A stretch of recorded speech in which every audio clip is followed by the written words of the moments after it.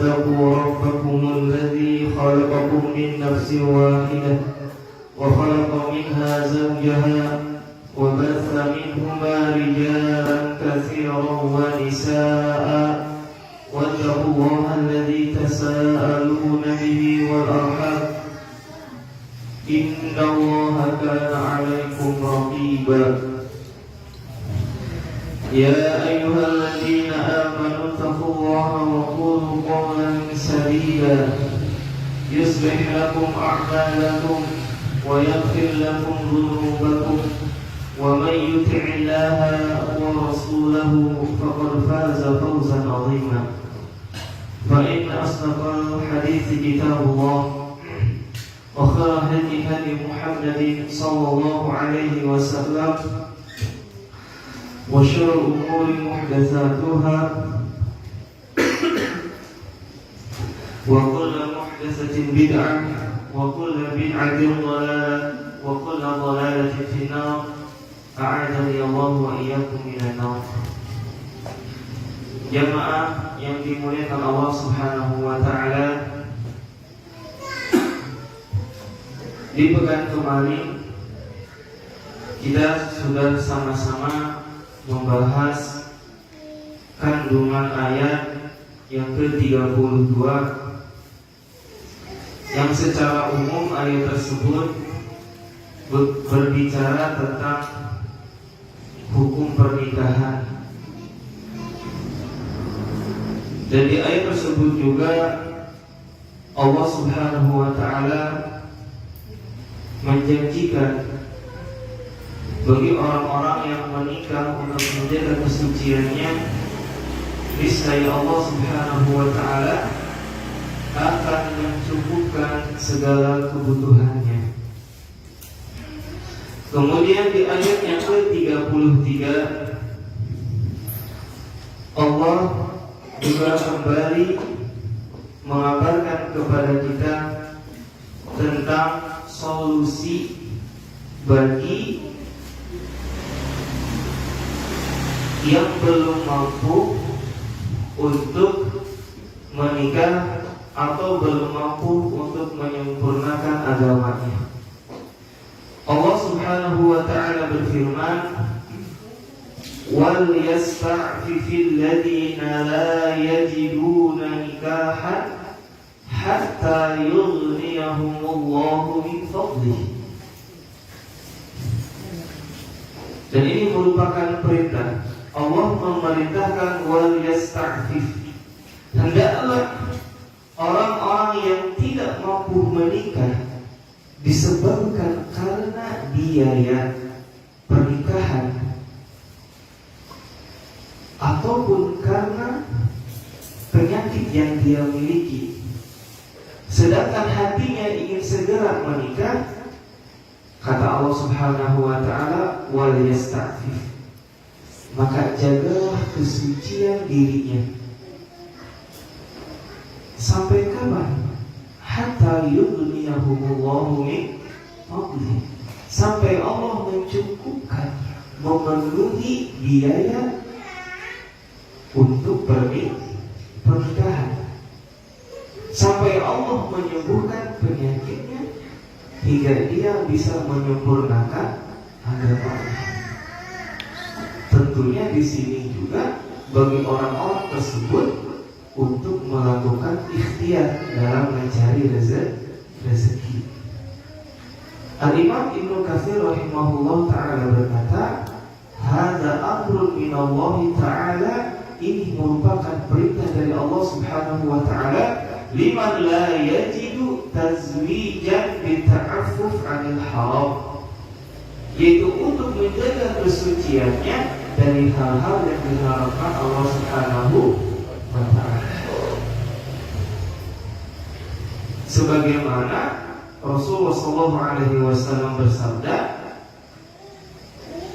hadis yang sudah kita bacakan di pekan kemarin, ya ma'syar syabab, wahai sekalian pemuda-pemudi, man istata'a minkumul ba'a falyatazawwaj, barang siapa di antara kalian yang sudah mampu dari segi biaya dan sehat,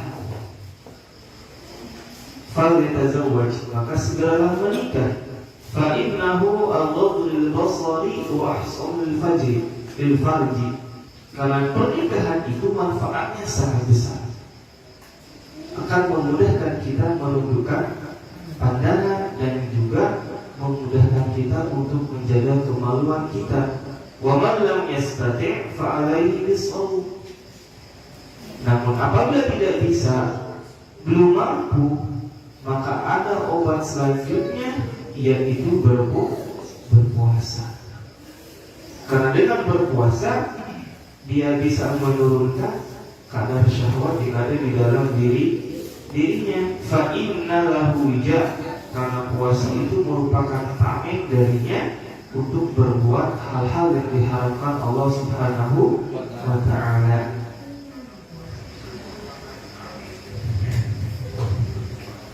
Wa hadhihi al-ayah mutlaqah wallati fi surati an-nisa akhassu minha. Ayat ini hukumnya bersifat umum dibandingkan di ayat surat An-Nisa itu lebih khusus, yaitu di ayat yang ke-25, yaitu yang menjelaskan tentang bolehnya menikahi wanita yang statusnya hamba sahaya. Dan sudah kita bahas di pekan kemarin, alhamdulillah, sampai ayat dzalika liman khasyiyal anata minkum, yaitu berlaku bagi orang yang khawatir jatuh kepada perzinahan, maka dia boleh menikahi wanita hamba sahaya. Wa antasbiru khairul lakum, dan bersabar untuk tidak menikah dengan hamba sahaya itu jauh lebih baik. Kenapa ilahnya adalah li'annal walada yajidu raqiqan, karena anak yang lahir dari pernikahan tersebut statusnya akan seperti ibunya, yaitu hamba sahaya. Kasihan. Kemudian Ikrimah rahimahullahu ta'ala berkata tentang wal yasta'fifil ladina la yajiduna nikahan, qala huwa rajulu yaral mar'ata faka'annahu yashtahi, yaitu ayat ini menjelaskan tentang laki-laki yang melihat seorang perempuan kemudian dia menyukainya, menginginkannya. Fa in kana lahu imra'ah falyadhhab ilaiha wa yaqdi hajatahu minha. Nah, apabila laki-laki ini memiliki seorang istri yang sah tentunya, maka segera temui istrinya untuk memenuhi kebutuhannya. Wa in lam yakul lahu imra'atun falyanzur fi malakutis samawati wal ard hatta yudniyahu Allah. Namun apabila laki-laki tersebut belum mempunyai istri, artinya masih bujang atau duda gitu ya, melihat perempuan tidak sengaja, langsung gitu ya, suka, maka kata Ikrimah, hendaklah dia melihat kepada luasnya ciptaan Allah Subhanahu wa ta'ala, sampai Allah mencukupkannya untuk menikah. Ya kalau puasa berat gitu ya, puasa berat, ya lihat kepada ciptaan Allah Subhanahu wa ta'ala, kepada langit, gunung dan lain sebagainya. Ini dijelaskan oleh Ikrimah. Kemudian jemaah yang dimuliakan Allah Subhanahu wa ta'ala,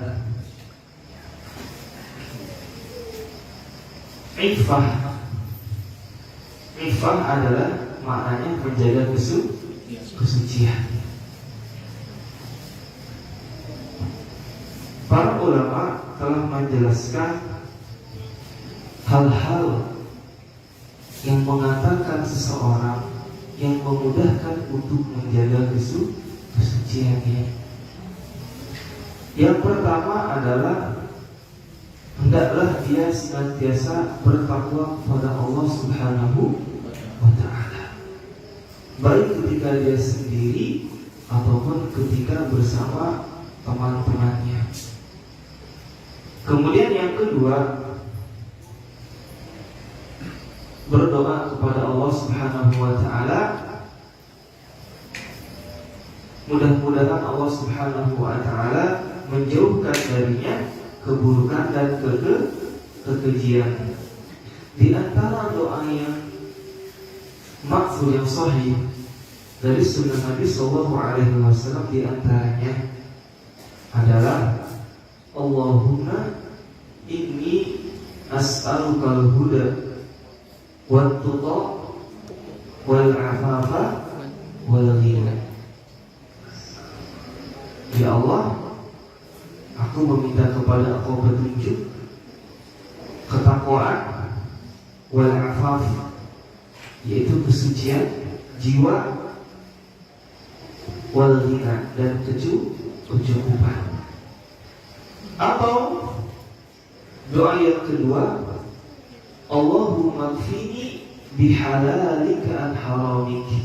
Ya Allah, cukupkan kepadaku yang telah Kau halalkan dari hal-hal yang diharamkan. Wa aghnini bi fadlika 'amman siwak. Dan jadikanlah aku cukup hanya meminta kepadamu daripada orang lain. Kemudian doa yang ketiga, Allahumma tahhir qalbi waghfir dhanbi wa hassin farji. Ya Allah, sucikan hatiku, waghfir dhanbi, dan ampunilah dosaku, wa hassin farji, dan jagalah kemaluanku. Itu di antara doa-doa yang terdapat di sunnah Rasulullah sallallahu alaihi wasallam. Kemudian yang ketiga, yaitu mendidik anak-anak kita dengan pendidikan Islam. Misalkan semenjak dari kecil kita ajarkan kepada mereka betapa pentingnya untuk menjaga aurat. Kita ajarkan dengan hal yang mereka pahami. Kemudian kalau sudah sampai 10 tahun, kalau anak kita ada perempuan laki-laki, maka tidak boleh tidurnya dalam satu ranjang. Nah, ini semua itu adalah tarbiyah Islamiyah. Kemudian yang keempat adalah saddul dhara'i allati tuaddi ilal fasad. Menutup semua celah keburukan yang menyebabkan kehancuran, yang menyebabkan kesucian jiwanya ternodai. Contohnya apa pintu-pintu keburukan? Yaitu tidak boleh berduaan dengan perempuan yang bukan mahram. Mahram bukan muhrim. Kalau muhrim orang yang ihram haji atau umroh. Jadi mahram ya pacaran lah ya. Kita tutup pintu-pintu itu.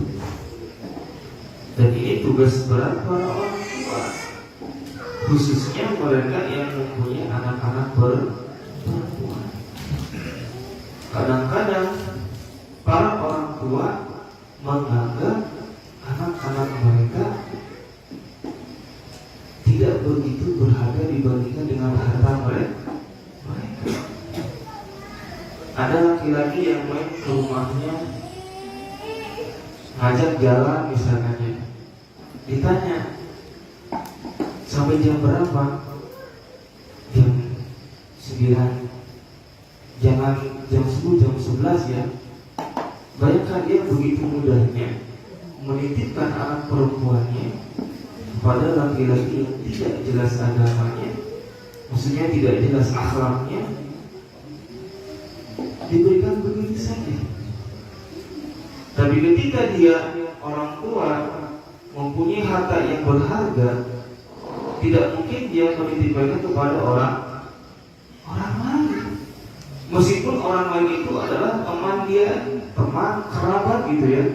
Nitip nih emas 100 gram, saya mau safar. Tidak ada. Jadi merupakan tugas berat para orang tua. Kemudian juga diantaranya yang menjaga pandangan.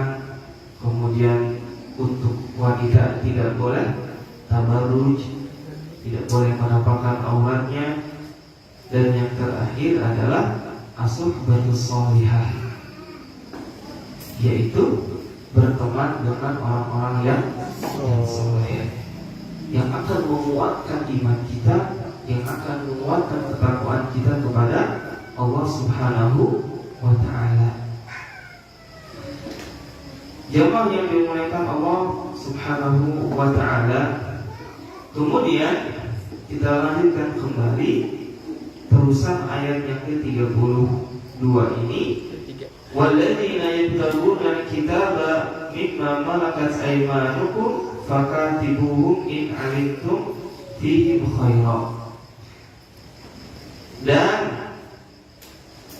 hamba-hamba sahaya di antara kalian yang meminta, yang menembus dirinya untuk merdeka, fakatibuhum in 'alimtum fihim khairan, maka terimalah permintaan mereka jika kalian mengetahui kebaikan di dalam diri mereka.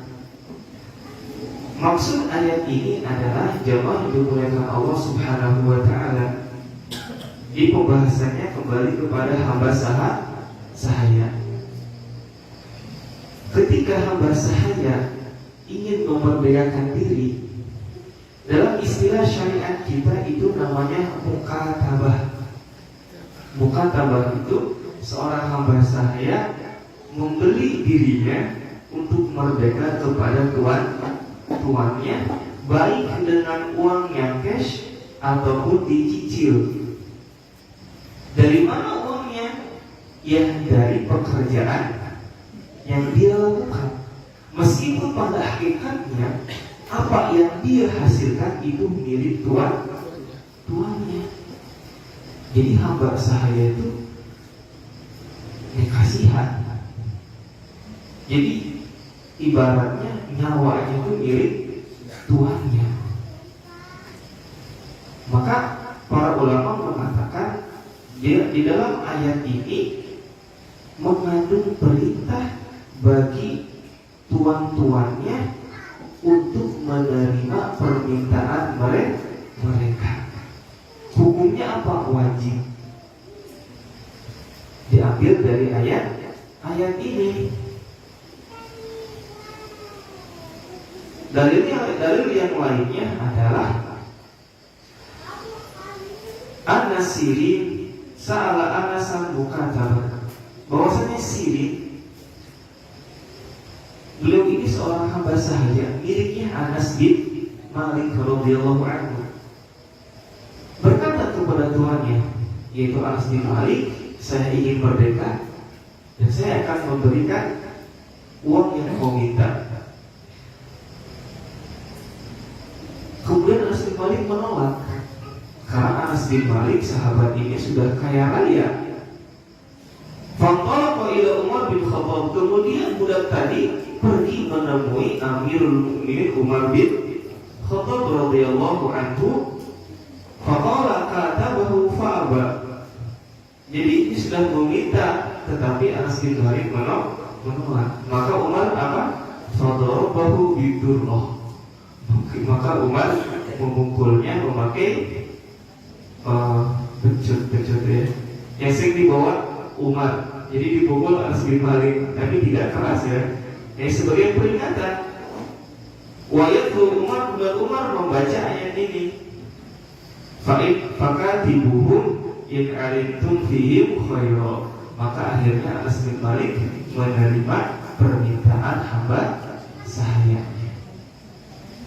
Dan yang kedua, hukumnya adalah mustahab. atau boleh. Ya alhamdulillah di zaman kita tidak ada yang namanya perbudakan. Jadi Islam itu menutup pintu hal ini hanya didapatkan dari jihad fisabilillah. Selain itu tidak boleh. Selain itu tidak boleh. Jadi cara untuk menjadikan seseorang menjadi hamba saya itu banyak. Tetapi Islam mengkerucutkan hanya diambil dari medan jihad. Kenapa? Karena orang kafir ketika mengalahkan orang beriman dan menawan, tentu mereka juga akan menjadikan kita sebagai budak. Maka ketika Islam menang, boleh menjadikan mereka budak kalau tidak mampu untuk membayar tebusan. Nah itu dikembalikan kepada imam. Baik, ini hukum yang kedua di ayat ini. Kemudian Qauluhu ta'ala wa atuhum min malillahi alladzi ataakum, dan berikanlah kepada mereka hamba-hamba sahaya yang ingin merdeka dari harta yang telah Allah berikan kepada kalian. Artinya ketika uangnya tidak cukup, maka para ulama mengatakan qala qailun ma'nahu utruhu lahum minal kitabati ba'daha, bantulah mereka dengan harta-harta kalian untuk supaya memenuhi kekurangan mereka. Jadi misalkan hamba sahaya kata tuannya, oke, saya kasih waktu 1 bulan harus ada uang 50 juta misalnya. Tetapi hamba sahaya misalkan hanya memiliki 20 juta. Dari mana? Ya dari sedekah atau infaknya saudara-saudara orang yang beriman dibantu. Kemudian yang kedua adalah kekurangannya diambil min amwalil zakawat, diambil dari harta zakat. Sebagaimana firman Allah Subhanahu wa taala di dalam surat At-Taubah ayat yang ke-60 yang menjelaskan orang-orang yang berhak mendapatkan zakat. Ada berapa golongan? 18. Innamas shadaqatu, sesungguhnya zakat itu yang pertama lil fuqara, yaitu untuk orang-orang fakir, wal masakin, orang-orang miskin. Innamas shadaqatu wal masakin wal 'amilina 'alaiha, yaitu orang-orang yang berkecimpung di dunia zakat. Kemudian wafir riqab, yaitu hamba sahaya yang menebus dirinya dari tuannya untuk merdeka. Ya wal-gharimin, orang yang berhutang. Wa fi sabilillah, dan orang yang berjihad. Wa bani sabil, dan ibnu sabil. Jadi sudah jelas dalam ayatnya bahwa mereka berhak mendapatkan zakat. Kemudian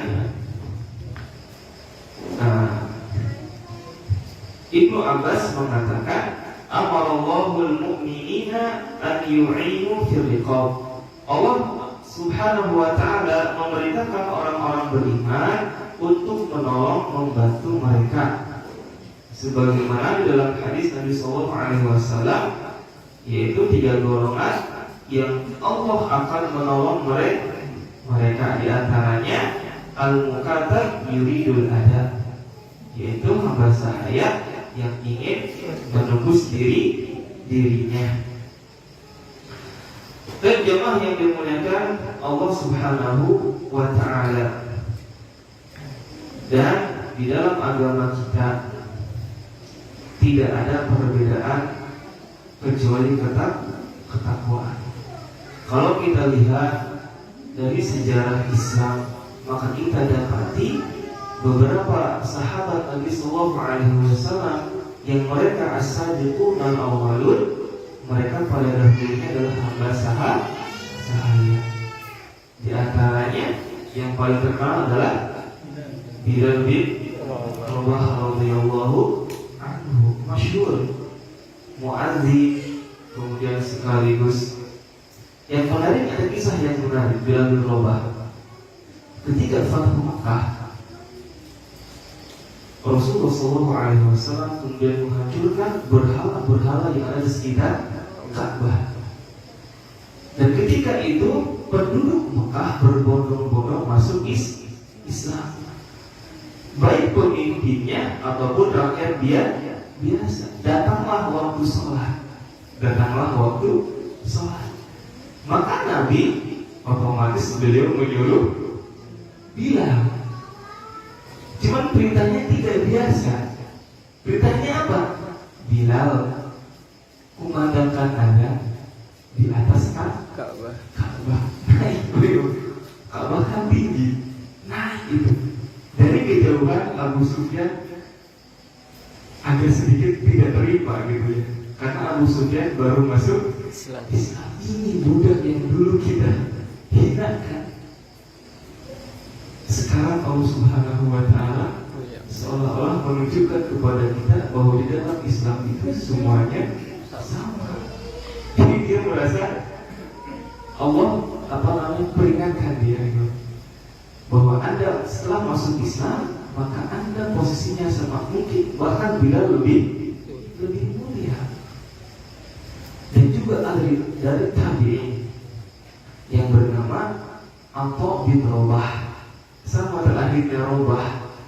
Atha bin Rabah rahimahullah ta'ala yang lahir pada tahun 27 Hijriah di Yaman, namun keturunan dari Ethiopia. Namanya sama kayak Bilal bin Rabah. Beliau ini adalah imamnya tabi'in di Mekah, mufti di Masjidil Haram. Di Madinah ada Sa'id bin Musayyib. Ada kisah yang menarik Atha bin Rabah, dan beliau adalah muridnya langsung Ibnu Abbas, dan beliau berguru kepada Aisyah, kepada Ummu Salamah dan lain sebagainya. Pada suatu hari tahun 92 Hijriah, ketika pelaksanaan haji, Khalifah Bani Umayyah yang bernama Sulaiman bin Abdul Malik, beliau juga mengerjakan haji. Ketika setelah melaksanakan tawaf, maka Sulaiman bin Abdul Malik segera menghadap kepada Atha bin Rabah. Atha bin Rabah mempunyai halaqah khusus, maka beliau khalifah.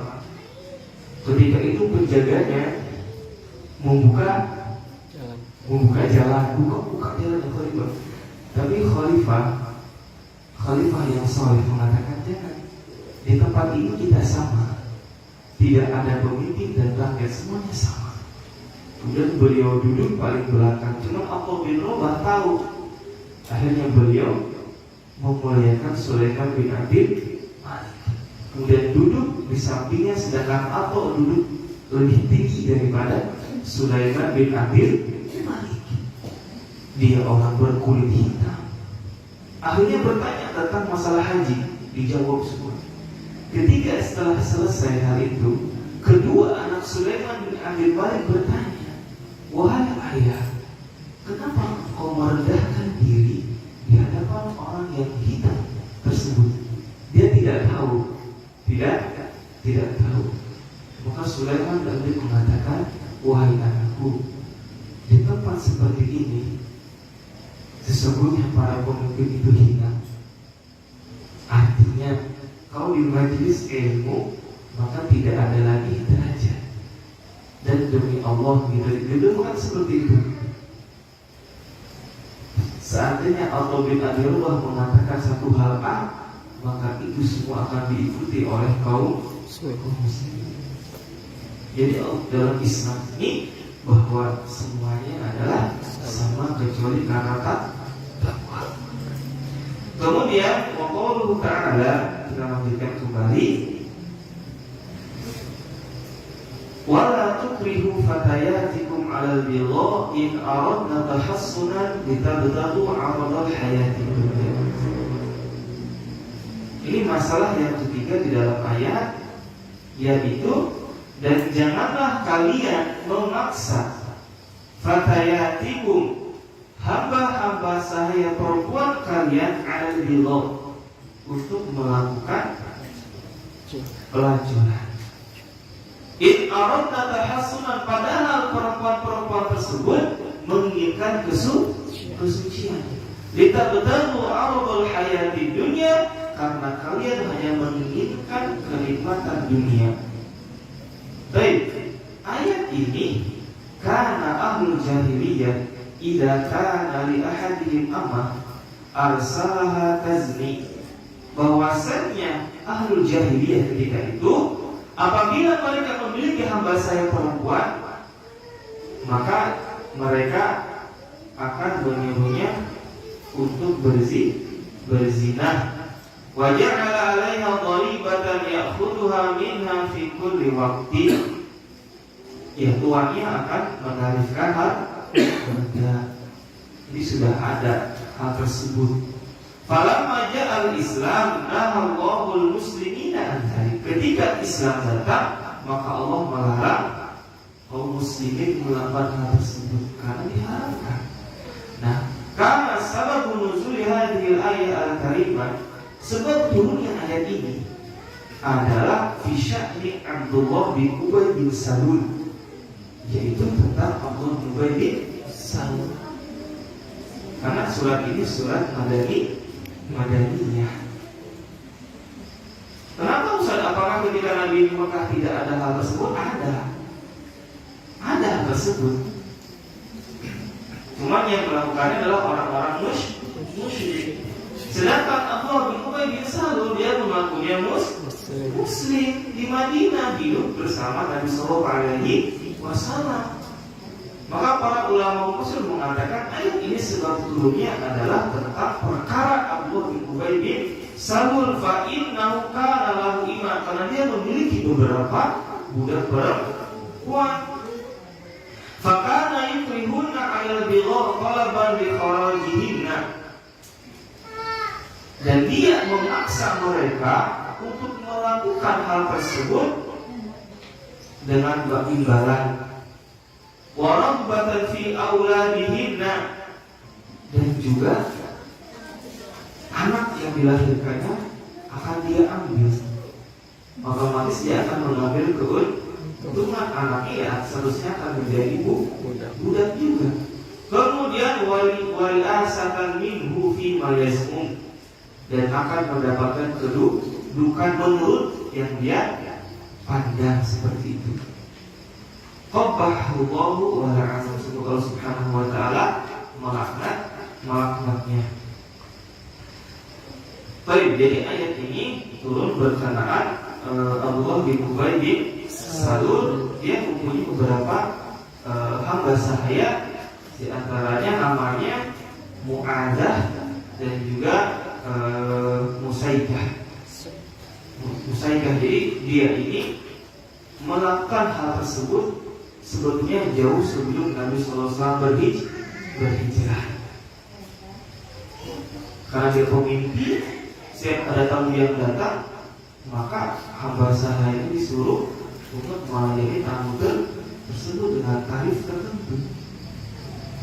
Kemudian Nabi SAW berhijrah, dia masih melakukan hal tersebut. Bahkan dikisahkan salah satu dari perempuan tersebut mengadu kepada Abu Bakar As-Siddiq radhiyallahu anhu, fasyakat ilaihi dzalik, fadzakarahu Abu Bakar lin Nabi sallallahu alaihi wasallam. Kemudian Abu Bakar As-Siddiq mengabarkan kepada Nabi sallallahu alaihi wasallam, fa'amarahu biqabdiha, fasaha Abdullah bin Ubay. Maka Nabi sallallahu alaihi wasallam memerintahkan untuk memisahkan atau untuk mengambil hamba sahaya tersebut supaya tidak melakukan itu, karena hamba sahaya ini semua tidak mau, tetapi karena dipaksa. Kemudian Abdullah bin Salul berteriak dengan sombongnya, "Man ya'zuruni min Muhammad?" Siapa yang berani membela saya dari Muhammad? Padahal dia ketika itu mengakunya muslim. Apakah ada yang membelanya? Tidak ada. Maka Allah Subhanahu wa Ta'ala menurunkan ayat ini. Kemudian Allah Subhanahu wa Ta'ala melanjutkannya, wa may yukrihunna fa inna Allaha min ba'di ikrahihinna ghafurur rahim. Dan barang siapa yang memaksa mereka untuk melakukan hal tersebut, sesungguhnya Allah Subhanahu wa Ta'ala Maha mengampuni dan dosanya bagi yang memaksanya. Qala Ibnu Abbas, fa in fa'altum fa inna Allaha lahunna ghafurur rahim wa ismuhunna 'ala man akrahuhunna. Apabila kalian mengetahui, ketahuilah bahwa Allah akan mengampuni mereka, yaitu hamba-hamba sahaya tersebut, dan dosa mereka itu jatuh atau akan ditimpakan kepada orang-orang yang memaksa mereka. Kemudian Nabi SAW menegaskan dalam hadis yang sahih riwayat Imam Muslim bahwasanya Nabi SAW bersabda, "Mahrul baghi khabithun." Upah dari hal tersebut khabith, kotor. Maka para ulama berijma bahwasanya hukumnya adalah haram karena dihasilkan dari zina. Ini sudah tidak ada perdebatan lagi haram. Kemudian hadis ini, wa kasbul hajjami khabithun, dan penghasilan tukang hijama, tukang bekam, khabith. Apa khabith? Buruk. Baik, boleh nggak menjadikan hijama itu sebagai profesi? Boleh, karena hadis ini para ulama mengatakan larangan dalam hadis ini litanzih, untuk mensucikan, laisa litahrim, bukan untuk mengharamkan. Karena profesi ini ketika Nabi SAW hidup di tengah para sahabat, itu profesi yang rendah, yang hina, tetapi boleh. Karena Nabi SAW dari yang lain, riwayat Imam Bukhari dan Imam Muslim, hajama Abu Thayyibah Rasulullah SAW. Abu Thayyibah membekam Nabi SAW. Fa'amara lahu bisa'in min tamar, maka Nabi memberikan upahnya satu sok dari tamar. Satu sok itu berapa? 4 mud. Satu mud itu 2 telapak tangan, berarti banyak ya. Jadi upahnya 4 mud untuk Abu Thayyibah. Jadi para ulama membolehkan. Namun ada yang mengatakan kalau mempunyai penghasilan dari selain hijama, maka lebih utama dari penghasilan tersebut. Tapi kalau tidak ada selain daripada itu, maka tidak apa-apa.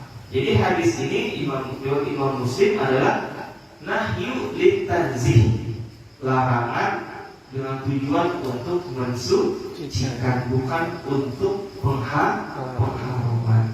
Jadi jangan khawatir ya, boleh halal. Kemudian hadisnya ditutup dengan wasamanul kalbi khabith, dan harga atau penghasilan daripada kalb anjing khabith, kotor,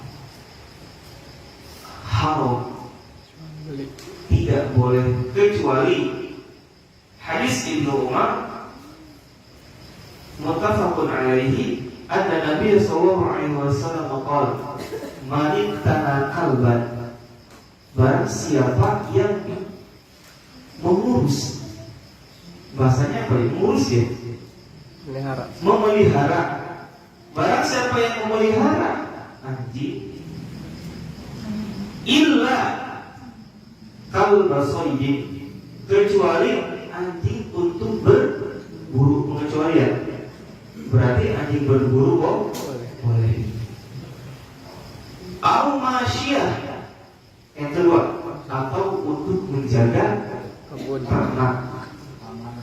Nah, misalkan Pak Udin mempunyai ribuan kambing digembalakan, biasanya di sana, di arum sana, penggembalanya akan ditemani oleh beberapa ekor anjing.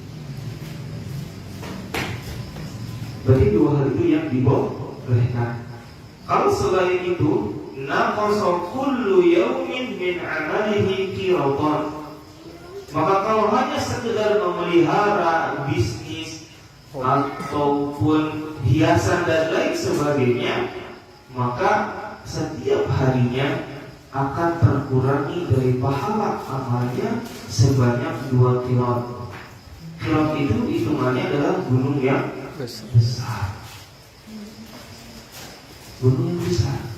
2 gunung yang besar pahalanya akan berkurang setiap harinya karena dia memelihara atau berbisnis ataupun hal yang lain selain 2 hal tadi dari pahalanya.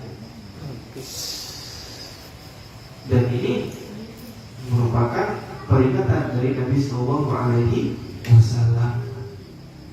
Kemudian jemaah yang dimuliakan Allah Subhanahu Wa Taala, Nabi Sallallahu Alaihi Wasallam bersabda, "Rufi'a an ummati al-khata'u wa nisyanu wa mastukrihu alaihi." Sesungguhnya Allah Subhanahu Wa Taala memaafkan dari umatku 3 hal ya: kekeliruan, lupa, ataupun terpaksa melakukan sesuatu. Kemudian di ayat yang selanjutnya Imam Ibnu Katsir mengatakan, walamma fassala ta'ala hadhil ahkam, ketika Allah Subhanahu Wa Taala mendetailkan hukum-hukum dan menjelaskannya. Artinya di ayat-ayat sebelumnya perintah tentang ketika bertamu mengucapkan salam dan lain sebagainya, dan menundukkan pandangan, memerintahkan kepada kaum muslimat untuk memakai hijab, kemudian memerintahkan untuk menikah. Kemudian Imam Ibnu Katsir mengatakan semua itu rangkaian ayat-ayat itu ditutup dengan walaqad anzalna ilaikum ayatin mubayyinat, dan sungguh telah kami turunkan kepada kalian ayat-ayat yang jelas, yakni Al-Quran, fihi ayatun wadihatun mufassirat, yaitu adalah Al-Quran yang di dalamnya terdapat ayat-ayat yang jelas, yang terang, yang mudah difahami oleh kita. Jadi ayat-ayat Al-Quran itu mudah untuk difahami, difahami, tapi susah untuk membuat semisal Al-Quran, dan susah juga untuk mengamalkannya, kecuali orang-orang yang betul-betul hatinya ikhlas karena Allah Subhanahu Wa Ta'ala. Wa masalan minal ladzina khalau min qablikum, kemudian Al-Quran juga di dalamnya ada contoh-contoh umat-umat sebelum kalian, ai khabaran 'anil umamil madiyah, yaitu kabar umat-umat terdahulu, wa mahalla bihim, dan apa yang ditimpakan kepada mereka ketika mereka menyelisihi perintah Allah Subhanahu Wa Ta'ala. Maka Allah berfirman di dalam surat Al-Ankabut ayat 41, fakullan akhadna bidambi, maka semua mereka kami timpakan adab. Faminhum man arsalna 'alaihi hasiba, di antara mereka ada yang Allah kirimkan hujan batu, hujan kerikil menimpa kaum siapa? kaum Lut. Kaumnya Nabi Lut alaihi salam.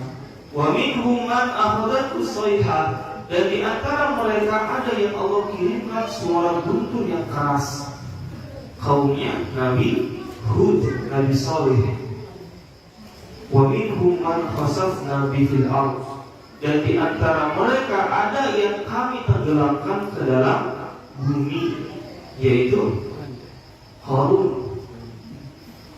Wa minhum man aghraqna, dan di antara mereka ada yang kami tenggelamkan. Kaumnya Nabi Nuh dan juga kaumnya Nabi Musa, yaitu Fir'aun dan bala tentaranya. Wa ma kana Allahu liyadhlimahum walakin kanu anfusahum yadhlimun, dan tidaklah Allah hendak menzalimi mereka, akan tetapi mereka menzalimi diri mereka sendiri dengan melanggar, menyelisihi perintah Allah dan Rasul yang dikirimkan kepada mereka. Wa mau'izatan ay jaziran al-irtikabil ma'asi wal maharim. Mau'izah, peringatan kepada kita dari perbuatan dosa dan perbuatan yang diharamkan. Artinya jauhi semua yang telah dilakukan oleh umat-umat terdahulu. Lil muttaqin, yaitu untuk orang-orang yang bertakwa. Terakhir yang Allah Subhanahu wa taala, Imam Ibnu Katsir menukilkan perkataan yang Ali bin Abi Thalib radhiyallahu anhu fi sifatul Quran. Jadi sahabat kita Ali bin Abi Thalib radhiyallahu anhu berkata mensifati Al-Quran. Fihi hukmu ma bainakum, di dalamnya ada hukum-hukum di antara kalian, hukum sholat dan sebagainya. Wa khabarun ma qablakum, dan kabar-kabar umat terdahulu. Wa naba'un ma ba'dakum, dan berita umat-umat setelah kalian. Artinya akhir zaman dan juga kejadian-kejadian di akhir zaman dan juga setelah hari kiamat. Wa huwal faslu laisa bihazal, dialah Al-Quran yang memisahkan antara hak dan batil, bukan senda gurau. Man tarakahu min jabbar qasamahullah, barang siapa yang meninggalkan Al-Quran dengan kesombongan dan dia tahu kebenarannya namun dia menolak dengan kesombongan, maka Allah akan menghancurkannya. Wa man ittaqal huda min ghairihi, dan barang siapa yang mencari petunjuk dari selain Al-Quran, Allah akan menyesatkan orang tersebut. Mudah-mudahan jemaah yang dimuliakan Allah Subhanahu wa taala, kita senantiasa menjadikan Al-Quran dan juga sunnah Nabi sallallahu alaihi wasallam sebagai tuntunan kehidupan kita semuanya. Demikian yang dapat disampaikan pada malam hari ini.